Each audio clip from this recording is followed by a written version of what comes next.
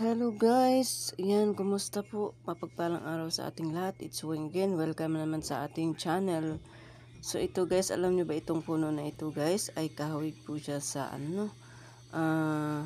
money tree. Pero talagang kapamilya ito sa money tree. Money tree din ang tawag nito rito guys. So ang daming bunga. Napakadaming bunga nito guys. At saka ito po ay hindi siya pwedeng kainin, no?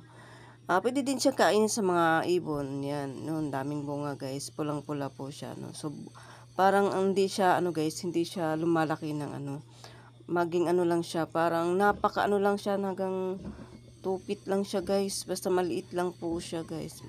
Napakaraming bunga ito guys. Money tree pa nga pala ang tawag nito guys. Ayan. Yan sa mga, ewan ko kung anong tawag nito sa iba. No, sa inyong lingwahe, ano kaya ang tawag dito? Ay namumulot kami dito guys.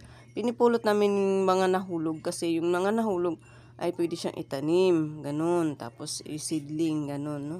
Yung dahon niya guys, parang dahon ng laurel, na parang dahon din ng money tree, no. So, pero kapamilya naman ito sa money tree guys. Ayan, ang daming mga nagsilaglagan ng mga bunga guys, mga magulang na mga matured na mga bunga ba, no.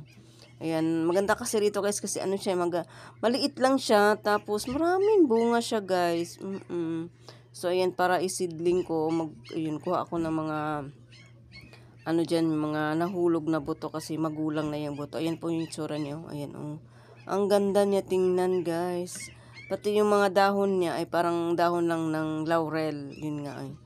Ayan, kuha tayo guys ng mga buto pa ritong iba. Kasi yung mga kasama ko, sabi, i-harvest na daw ito lahat. So, ngayon, mag-harvest tayo. Ang may-ari din na kasi ito, ipinapa-harvest niya. Ganon, ako. Pero hindi naman naubos namin ang harvesting kasi napakadaming bunga. Kuha lang kami na kung anong kaya lang. Ganon. So, yun. Ang ganda, guys. Oh, pula na pula. Parang cherry